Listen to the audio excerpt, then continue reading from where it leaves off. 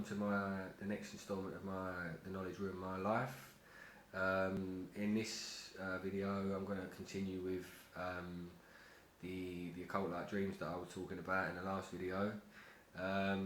So I think if I remember right, I was talking about the 28th appearance, and that I'd scored. On that particular appearance, I'd had the knowledge examiner, Mr. Swire, and which seemed like a nice guy at face value, and he seemed polite and nice, and I kind of conducted myself with the same kind of as I usually do with professionalism.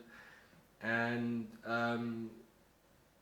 but during that appearance, he did mention some references to my family. So he mentioned my grandfather's name, he mentioned the local pub round by me, and he mentioned the church, and a few other, the area that I grew up around, which is Custom House in Canning Town, and there was a few other references that he'd mentioned. So he'd obviously taken the time to do a bit of research, proved he did a bit of research. Why else would he mention my granddad's name and the area that I grew up and whatever else, and the fact that there's sort of information on the internet where people had been swired. So as far as I can make out, swired means that this particular knowledge examiner kind of pulls up a lot of points of your family, your past, or where you live and what you do, and then he uses those to fire points at you and scare you in an appearance, sort of shock you. You say, "Whoa, how are you aware of where I live, or how are you aware of my granddad's name, or sort of that kind of thing." It sort of put you off of your flow of just waiting for a normal series of questions regarding the knowledge, and these guys sort of put out information regarding your family. It's a bit sort of puts you off balance, so to speak, but it was still a decent appearance. I was expecting a bit more in-depth information really, but it was still a decent appearance. I scored and I was happy, and I went home. I didn't skip home, but I went home happy. I got home and pretty much didn't eat, as I usually wouldn't before and after an appearance. I pretty much fast, so my brain would work slightly sharper, and I would just drink a lot of water, and I was pretty much just waiting for the next series of occult initiations really. So I spent the whole day just watching telly and froze to the sofa, and that night I went to sleep, and pretty much as soon as I closed my eyes, these occult initiations started. I received an initiation from what appeared to be the knowledge examiner, Swire, telling me that I was a knowledge loser actually, that he pretty much was telling me that I was a knowledge loser, and that I could see him writing the word knowledge and then the word loser in red, and then he would be sitting on a chair, and I was awake, I wasn't asleep, these weren't dreams, these were occult visions.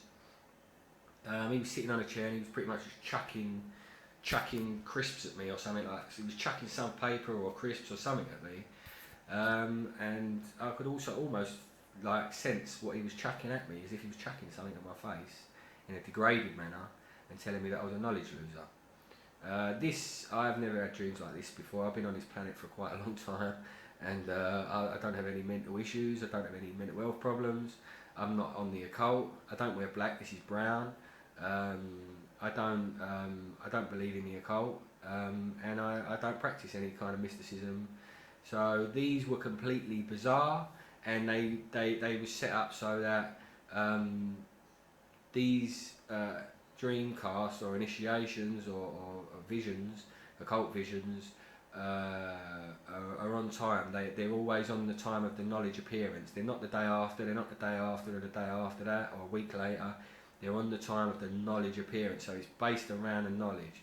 With this particular dreamcast, I saw the head of the knowledge department, which as far as I'm aware is still Mr. Hall, and he was pretty much calling me a knowledge loser as well, and he was holding up a green badge with in sort of a red tint, and then ripping the badge up or chucking the badge away, and they was pretty much proceeded to call me a knowledge loser. So the fact that I'd spent 4 years studying this knowledge, and 7 years being a suburban licensed driver, and really wasting a lot of money studying the knowledge and a lot of time and effort, and pretty much bringing my income down to sort of £5,000 to £8,000 a year for 5 years to study this knowledge, whilst trying to maintain my property and my taxi, I've lost a lot of money. That's over £100,000 I've lost studying the knowledge for 4 or 5 years.